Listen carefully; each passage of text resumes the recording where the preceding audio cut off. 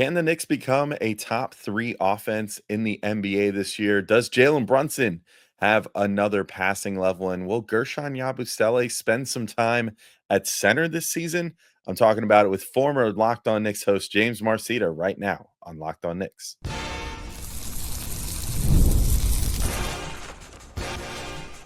You are Locked On Knicks, your daily New York Knicks podcast, part of the Locked On Podcast Network. Your team every day. All right, welcome in to Locked On Knicks, your daily New York Knicks podcast. I'm Alex Wolf. I'm editor-in-chief of Knicks site The Strickland, that you can find at thestrick.land. And today, I have a very special guest, former Locked On Knicks host James Marceda, who you might remember from all the way back in like 2017, 2018. I've been doing this for a minute, but yes, he preceded Gavin and I. And today, I've got him on to talk Knicks with me. But first, I wanted to remind you all that today's show is brought to you by FanDuel. Football season is around the corner, so visit the FanDuel app today and start planning your futures bets now.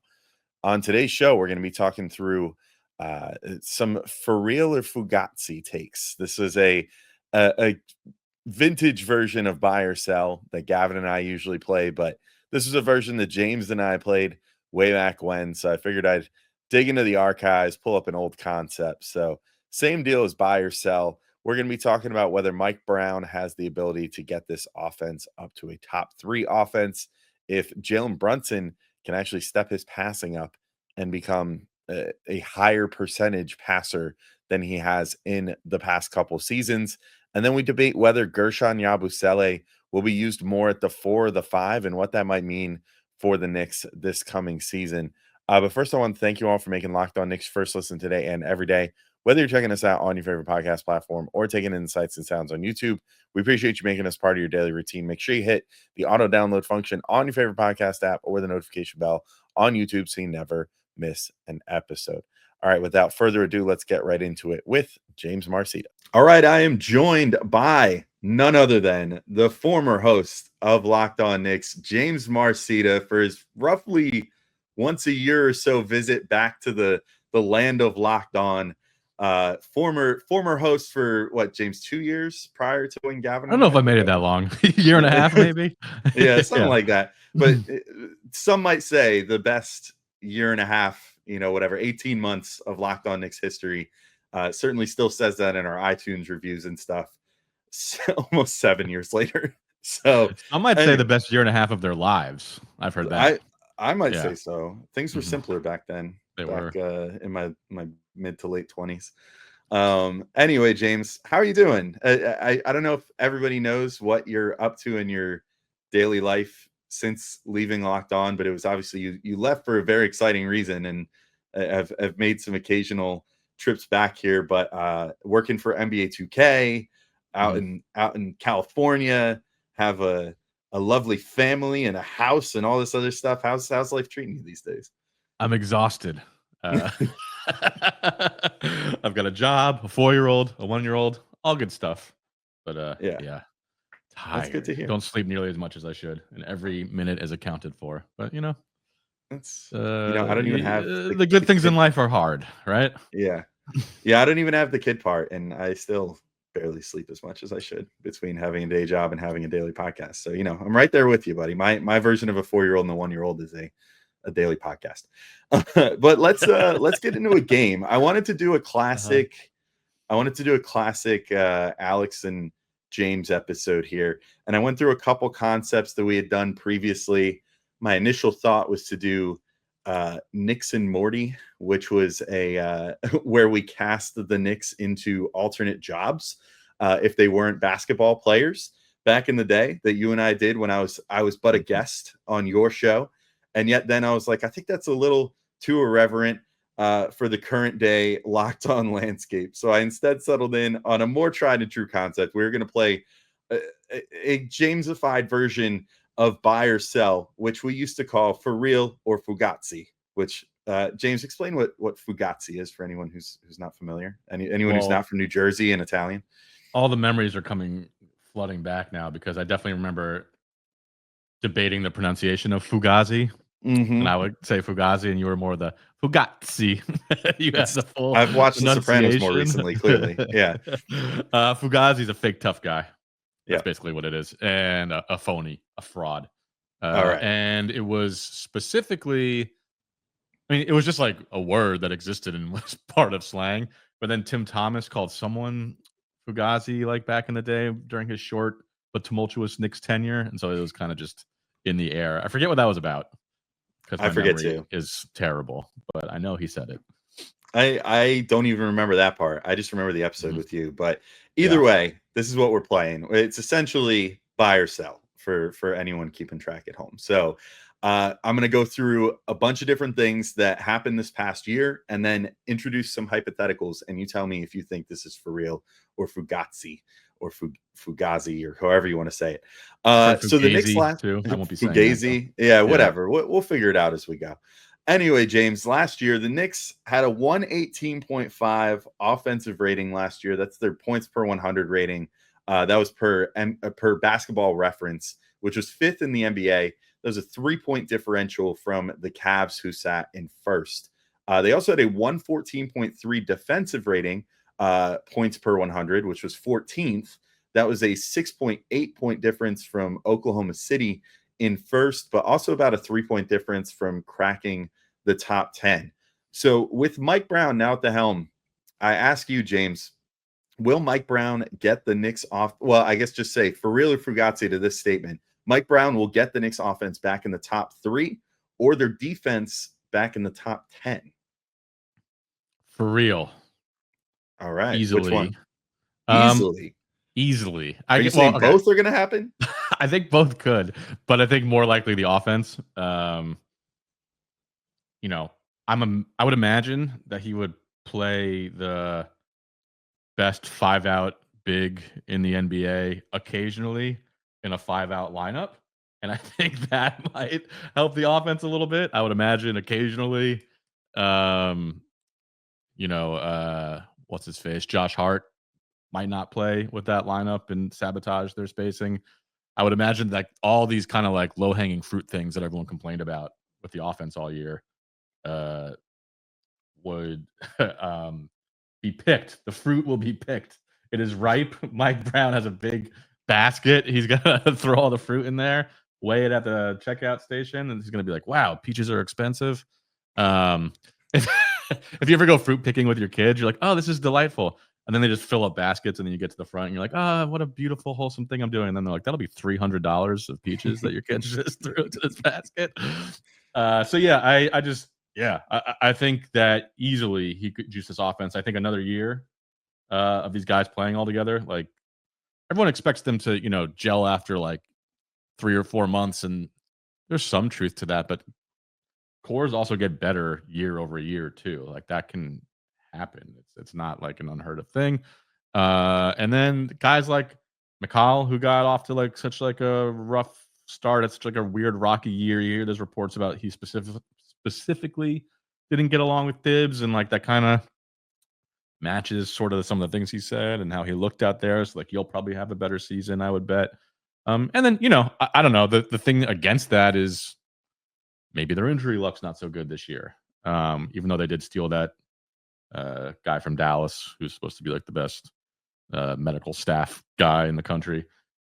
So you never know. That kind of thing could happen. And when I was being annoying and like exacting in my Locked On days, I'd always talk about just like how it's all just kind of like, it's statistics. It's like this % chance of whatever. So like, I wouldn't say I guarantee it, but I like their chances of having a better offense. And I think I could see a lot of ways that they could do it.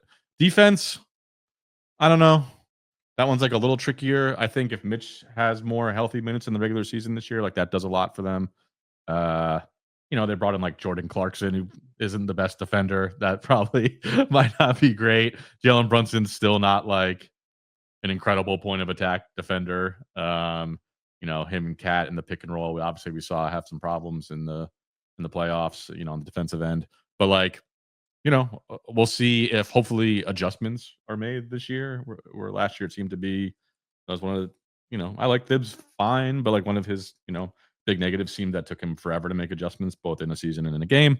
So Defense, I don't know. Like their personnel is not like incredible for that, but I mean they do still have two incredible wing defenders and Mitch and Hart. If he pays attention this year, he obviously was maddening last year at points of just like his inconsistency, but we know he can lock in. Hopefully, like one more year of fatherhood. Maybe he's a little less distracted if he's a great father who was using all his mental capabilities to raise his child.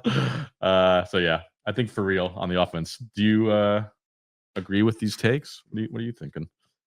I think I'm also leaning for real. Although there is one thing. So I mean, obviously Mike Brown's reputation as a great offensive coach has a lot to do. I mean, he has a long and decorated, career, and obviously his work with the Cavs was great. Lakers maybe not as much, but that was kind of a mess for that time that he was there.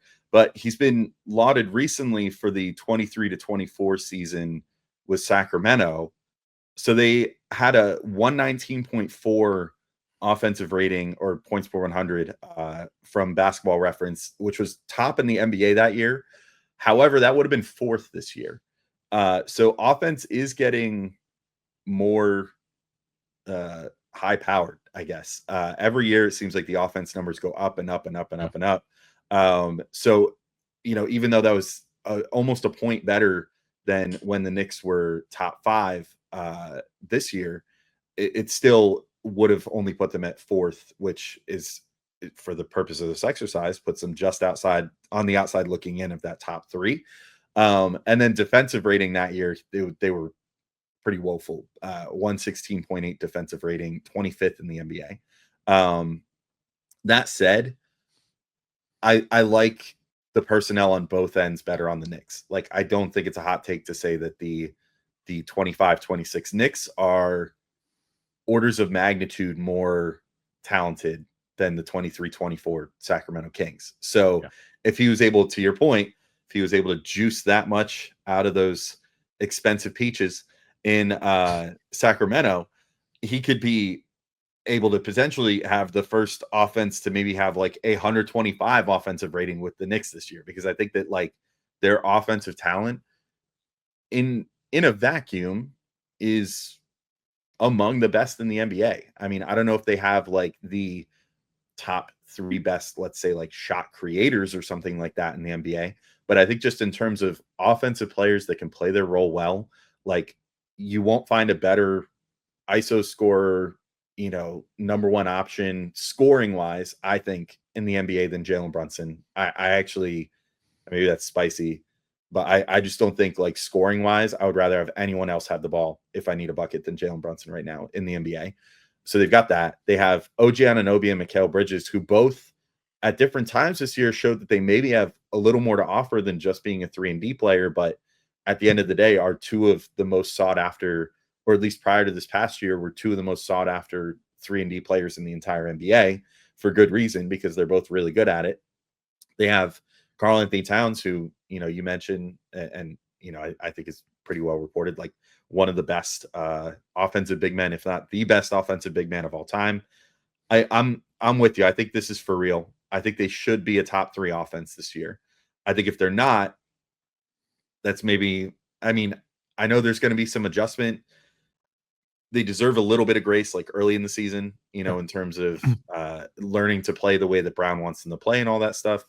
But once things settle in, if we're starting to look at the month by month numbers as the season goes on, and by like January or February, they're not one of the top 3 offenses in the NBA, I think things are going wrong at that point, because there's no reason that they shouldn't be. And I think that all you have to do is just grab those low-hanging peaches, the low-hanging fruit, and figure out, how to get this thing going, especially with adding more offensively talented players in this past offseason. And one other thing I didn't say is, like, injuries could always happen, but in theory, they should also play a deeper rotation, which should just help with all of that, right? Fresher legs, more accurate shooting. Yeah. So, and they're definitely deep enough to go a 10-man rotation, if not more, this year. So they should absolutely look into doing that. And that's not even with the last roster spot filled. That hasn't even been filled yet. So we'll see what they end up doing there. All right, I'll be right back in with James where we get into the Jalen Brunson of it all. Can Brunson get his assist percentage up this season and, be more of a distributor under Mike Brown? Is that something that we see happening? We're going to talk about that in just a moment when we get back in. But first, August 26th is officially FanDuel Futures Day. That's tomorrow. By George. A brand new holiday for football fans who live for bold predictions and preseason hunches. For just 24 hours, FanDuel is giving you deals on NFL season predictions. So whether you're calling your MVP, eyeing a long shot division winner, or ready to crown your Super Bowl champ before week one even kicks off, this is your moment. I'm well on record, and I've been saying this whole last week, I think the Detroit Lions at over plus 1,000 odds, particularly on Futures Day, I don't know. To me, for a Super Bowl winner, that seems like good money. I don't know. I'm a believer. I believe in a strong run game. They've definitely got that. I think Jared Goff is good enough a quarterback. I've been a big Amon-Ra St. Brown guy. He was big for my fantasy team for a number of years. Unfortunately, couldn't keep him as keeper this year. Had to put him back in the draft pool. I salute you, Amon-Ra.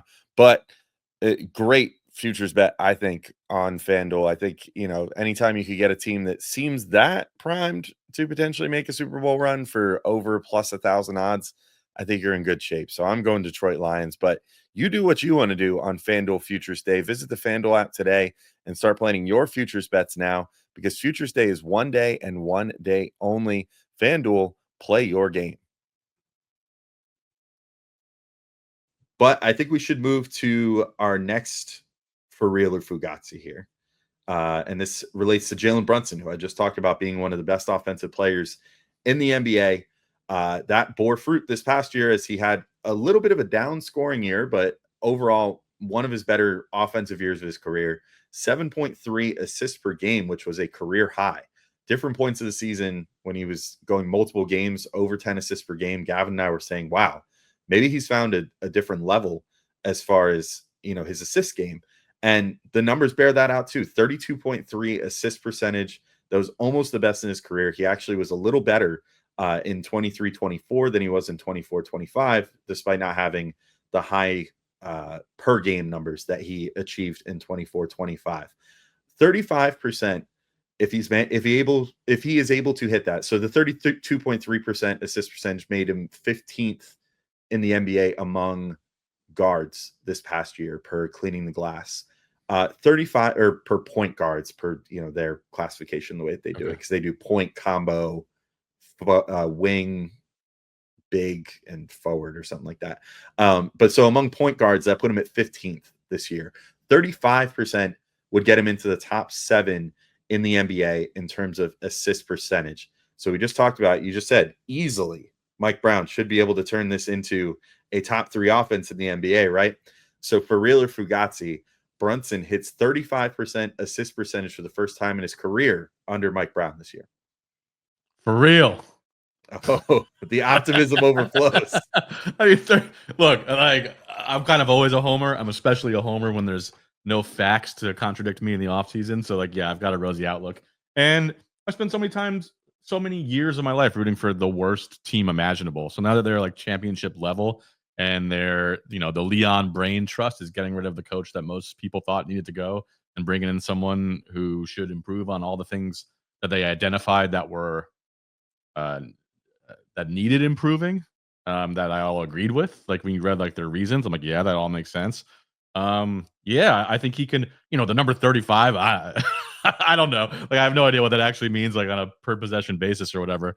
I know what it means on a per possession basis. You know what I mean? Like, it means that 35% of the time that he is involved in the end result of a play, he dishes an assist, I believe is how that works. Yeah. So I'll say this, like, I think he is a really good passer.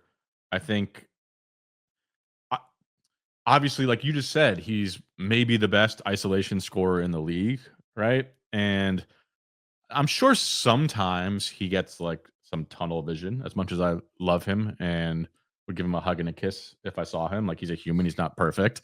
But we also know Tibbs is like the guy who's, when he's under the gun, is just like, do the thing that works, that we've practiced, that we've executed. Like, he's not getting fancy. So like when push comes to shove, he's like, go get me a bucket, Jalen, like in like these high leverage moments. Like, he doesn't try new things. Like that's like when, I mean, I'm being kind of a dick. Occasionally he does, but generally speaking, like when it's, you know, he doesn't play new guys and ever in during the season. Like he just sticks with what he knows works. Like I said 4 times already. So I think that again, Mike Brown will help kind of get those numbers up a little bit, encourage him to not always ISO in some of the situations he might.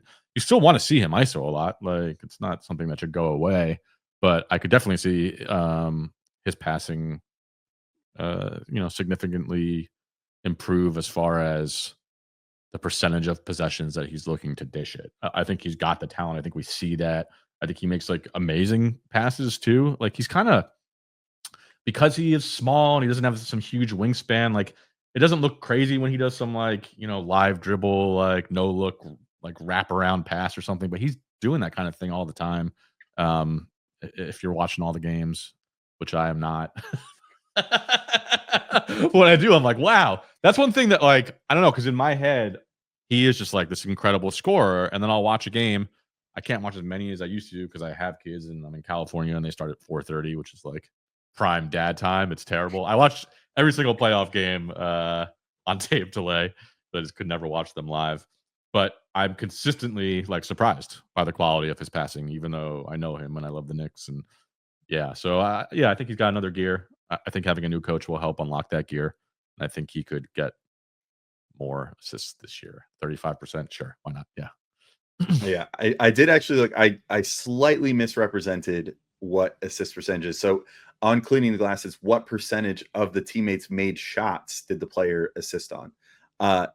Even with that said, okay, I think while he's on the court, I'm assuming, not like for the full game. Yeah. So if he's on the court, what percentage of his teammates' shots does he assist? Yeah, I'm going to actually say that this is Fugazi, but that is an optimistic thing. I'm going to spin this in a homer way. I actually think it's going to be closer to 30 again. But I think that's going to be a good thing because I think it's going to mean that hopefully Mike Brown is more willing to have other people run possessions, have other people finish possessions, have more Jalen Brunson spot ups, which would, just lead to more spot up opportunities for him. I think that he's one of the best spot up shooters in the league that gets used the least in that capacity. But I think that there needs to be more like off ball screens run for him to be able to just catch it and plant and shoot. I think that we used to see Dante DiVincenzo do those more. And I've kind of been like begging for Jalen Brunson to get more opportunities like that. He has probably the quickest shot on the team now that he can get into and get a shot off. And I think that that's not utilized enough. So I'm hoping to see more possessions where Mike Brown maybe trusts Mikal Bridges to run the possession or trusts Cat to even run it from the high post a little bit, or OG Anunoby to, do an ISO here and there, which I think gotta keep OG happy. He's a little cantankerous. You gotta give him a little. Just give him I think you can do that though. That's the thing. Like he seemed a little bit annoying sometimes about complaining about some of that stuff, but he's also like a dude. He's a guy and he wants to fucking touch the ball. Sorry for the F-bomb. I'll mark that F-bomb down. Don't you worry. I forgot for a second. I think that was my first time messing up this recording, so I'm doing okay. It was good job. But either way, anyway, yeah, I am with you. Like I think OG, you got to get him some of those opportunities. We saw that if we heard anything about anyone during the season potentially being upset about things, it was usually like Mikal or OG, and it had to do with how they were being used. I think there are ways to get them more involved. I also think, not for nothing, I think that they'll have a pretty interesting, we'll see first off if Josh Hart is off the bench or if he's starting, but he will be sharing possessions with Jalen Brunson for sure. I think that we saw with Sacramento that Mike Brown was more than willing to use Sabonis as a ball handler and as someone to run possessions, and Sabonis had pretty good assist numbers for ostensibly their center while he was there. Not quite Nikola Jokic or anything, but he has a rep as one of the better assist men at the 5 spot in the NBA now behind Jokic, and that has a lot to do with how Mike Brown coached him and what he gave him the latitude to do. So hopefully that plays a part with Josh Hart. I hope maybe that even plays a little part with Yabu potentially. because I think that, Yabu has passing chops as well. And he, we've seen that he can dribble the ball. He can put it on the floor a bit. He's more mobile than your average guy that's going to be playing the 4, potentially swinging down to the 5 in the NBA. So I have a hopeful Fugazi on this one. I teed this one up just so that I could make you say it. That's and beautiful broadcasting right there. Yeah, I got to create a little controversy somehow. We can't just agree the whole show. That would be disgusting. So yeah, that's kind of where my thought is. I think it's Brunson's going to come in lower in assist percentage this year, but I think it's actually going to be a good thing because, to your point, he's going to be relied on less to ISO and be sort of the engine of this team, hopefully. So that's kind of where I'm coming from on that one. But unless you had anything to add to that, I think we could probably move on to our third scenario here. Nope, love it. I give that take 5 stars, Alex. 5 stars, 5 peaches. Yeah, for your take. Yeah, 5 peaches. Good stuff. Well,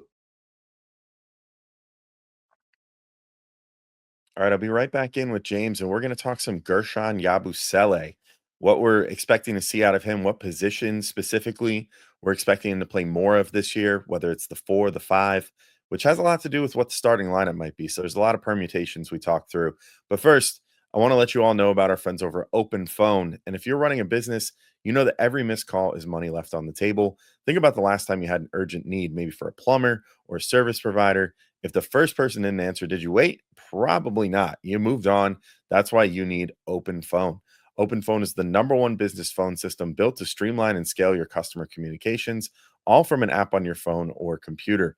OpenPhone is pretty cool. It lets me manage business calls and texts from a single app. I'll admit, Gavin and I are not quite big enough on Locked On Knicks to have employees, but at my day job, I've started using OpenPhone, and it's pretty sweet. I'm not gonna lie, I got turned on to it by doing these ad reads, and it's been a great product. It's really nice being able to have a business line right on my personal phone, so I don't have to carry 2 phones around. I can have just a separate number. And their AI agent is really nice, handles after-hour calls, answers common questions, captures leads. You never miss a customer. It's really good stuff. So if you want to check it out for yourself, OpenPhone is offering my listeners 20% off your first 6 months at openphone.com/LockedOnNBA. That's OpenPhone.com/LockedOnNBA. And if you have existing numbers with another service, OpenPhone will port them over at no extra charge. OpenPhone, no missed calls, no missed customers. Speaking of peaches, let's get to our next one. This is about Guerschon Yabusele. If you understand that reference, you understand that reference. That's it. Boy, the dancing bear. So Guerschon Yabusele, James, last season in Philly, he spent 73% of his time at center and 27% of his time at power forward. That's according to Basketball Reference. That's not always a perfect number, but they're usually pretty darn close to being spot on as far as what the guy's position was when he was on the floor. So let's just say, even with a margin for error, we'll say 70-30. He spent his time at center versus power forward. Yabu comes in at 6'8", 260. He had a 12% total rebound percentage, which if you're not familiar with that one, is the amount of time, like when a player was on the floor, what percentage of available rebounds did he grab? 12% is solid. It's a solid number. It's not elite. Like you look at an elite rebound grabber, it's more like 18%, but solid number, definitely not in the single digits, which is, a good sign. But to my point in the last segment, 12% assist percentage as well, which is pretty high for a big. He did a pretty good job of being a ball handler while he was on the floor for Philly, being trusted a bit to run the offense a little bit like that. Players also, James, shot 0.4% better at the rim with him defending per NBA stats. So you can call that more or less a wash when he's out there. Teams shot about their average. He was not a stopper at the rim, but he also was not allowing guys to shoot like 5 to 10% better at the rim, which would be the warning sign of like, this guy can't play center. So my question for you, with the personnel that the Knicks now have on the team, we're going to see pretty quickly, once preseason hits, once training camp hits, whatever, how things start to bear out with, whether Mike Brown is leaning towards Cat at the 5 to start games, whether he's leaning towards Mitch at the 5 with Cat at the 4. That might influence how Yabu gets deployed in the long run. but there's still things to learn from context clues here. But my for real or Fugazi for you, Yabu plays greater than 50% of his minutes at center for the Knicks this season. You got for real or Fugazi on that? For real. So I do for real for all of them. I hope he does. I like the idea of more of like a small ball lineup, throwing it out there. I don't know. I mean, I'll say that I don't really think that number matters so much as them paying attention to like what the lineup data says and what their eyes tell them how a unit plays together. And so that hopefully it just finds the balance that it needs to with their personnel. And they're not just like dead set on a number like, oh, he's got to play this much time. I could see, with like Mitch's injury history, maybe not trusting Huck Porty that much to play any minutes. I could see him playing a lot of center there. I kind of feel like Mitch is going to start the year. There were a couple comments about that earlier in the year. Speculation. We'll see. I would be totally fine with Deuce starting over Hart. But, like one of the nice things about the Leon era, which I think now can filter down a little bit more to the coach, because I don't think he would hire someone who wasn't in alignment with the organization from everything that we've heard, is that I just trust these guys to like do the right thing. And so I don't worry as much about what's going to happen. With Tibbs, I trusted him to be stubborn. It seems like they wanted someone who could have more of a partnership with them and would collaborate more and listen to, differing viewpoints and adjust if things aren't working. So whatever Yabu plays, more power forward, more center, I think they'll do it in a way that just makes sense for them and is based on logic and data and winning games, and not just like, oh, we haven't perfected my one true way of playing basketball yet, and that's why we're failing, because we need to practice more, which obviously like that's a part of sports, so it is harder than like we might joke about figuring out. But we know Tibbs was too far down that road of just being like, we just need to be perfect at the one thing we do. Like, no, you need to have a variety of looks. So yeah, I hope they use him different ways if he shows that he can do it, and like maybe surprise the other team once in a while with the way that you attack a game. That's a crazy concept. One that I'm not quite ready to wrap my head around the Knicks doing yet. It's just not being entirely predictable for all 4 quarters. Yeah, I'm still weirdly living in the Tibbs era in my head. Like I haven't quite been able to wrap my head around like, oh, they might try new things this year. And yet there's also like the part of my brain so there's the glass half full part of my brain, which is like, they're going to try new things. Things are going to be different. This is going to be great. And then there's the glass half empty part that's like, Mike Brown did a lot of the same stuff in Sacramento. And that's part of why he got fired. I mean, they won a lot of games last year, right? Like, not everything they did was wrong. But when you're talking about a team that's this good, it's those margin things between winning a championship and not. So, like, I don't expect some complete departure, but I do expect some departure. Yeah, exactly. So are you you alluded to it already. If it was your decision, are you going Mitch at 5 to start, you think, or you think you would still bring Mitch off the bench? I wanted to get a look at Deuce in the starting lineup. I would still be curious about that. I think Mitch also has, with his injury concerns, it's tougher. I think it makes the lineups a little bit trickier to juggle through a game if Mitch has these minutes restrictions and he's starting. But I haven't spent enough time like crunching all the different permutations of when guys can come in and leave or whatever. So I'm willing to. I mean, I thought that him starting was a better lineup than the Josh Hart lineup, at least the way that they were playing last year. Maybe there's a way to use Hart in it. Like that's the other thing too. Like there's things that you could do that I've seen smart people who break down film talk about, and ways to use Josh Hart that might have been a little bit more creative that they like sometimes did and then like went away from, like getting him involved in the screening actions a lot more and things like that. But yeah, anyway, I'd be happy with either one. I would like to see. I am like desperate to see Deuce play with that lineup, because what did he play, like 80 minutes with them last year or something insane? Even if they're not starting, like really, we can like never get a look at this lineup, like ever. Come on, like Deuce is good. I know, like maybe he got a little overrated. Like he's not quite as like consistent as like a star might be, right? Because he's not one. But like, man, like give him a chance to play like a couple games worth of minutes at least. So yeah, I want to see that. I'm not going to be pressed if Mitch starts the year though. I'll put it that way. Yeah, I think I lean more towards Mitch starting, but Gavin has been very strong on the Deuce starting front. Like he's very much like all I want Deuce to start, and I'm like I want Mitch to start. However, I also want Mitch to still have his minutes kind of managed. Like I do think it was really smart how they deployed him last year, where they said basically like you could tell the directive was like, hey, let's keep his minutes at about 20 to 25. Like figure out a way to make that happen. And I think that worked really well because on top of everything else, you get like really strong bursts of Mitch before he gets like gassed. And so you just get these like really like ball of fire minutes from him where he just comes out there, he crushes, and then he sits down for a couple, recharges his batteries, comes out there, crushes again. I think I would like to see it with him starting though. I think that's how I'd like to start games, is having that defensive presence out there with presumably Mikal, OG, and Cat.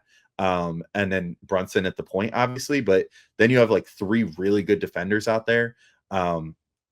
Figuring out the point of attack defense maybe becomes a little difficult still. Like but I think that if you have like Mikal out there and he's able to do about what he did against most point of attack guys last year, which was less than fantastic, but better when Mitch was out there, because then you have that safety valve.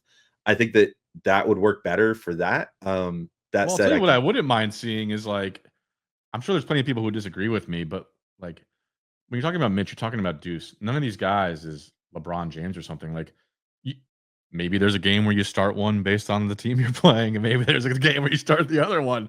Like that. I would love to see that happen. And it's not just about like punishing someone for playing bad. It's just because they think that might be a better way to start the game against a particular opponent. I would love that.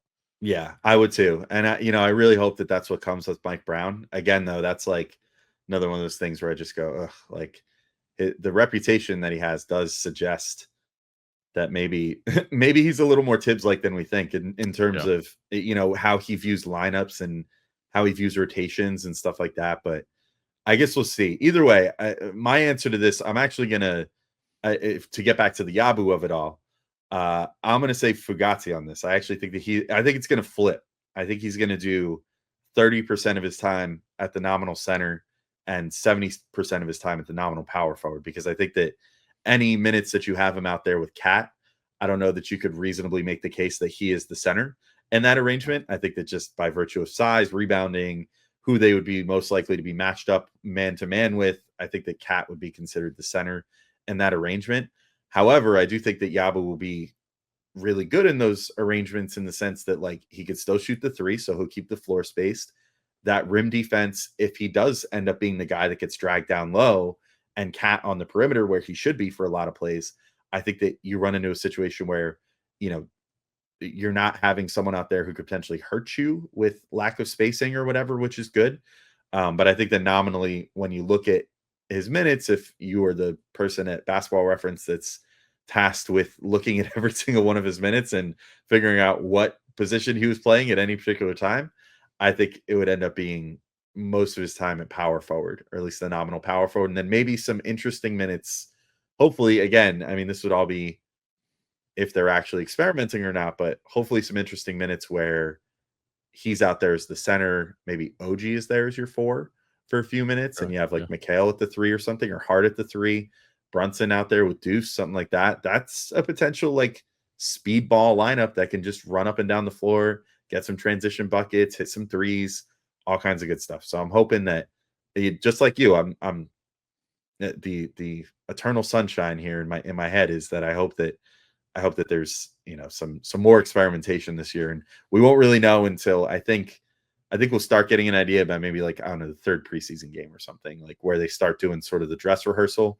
We'll start seeing how Mike Brown's going to really approach this season. But I'm thinking that he will not spend more than 50% of his minutes at center. I don't know that they're trying to get that stretchy with how their lineups work and everything. So that's kind of where I sit.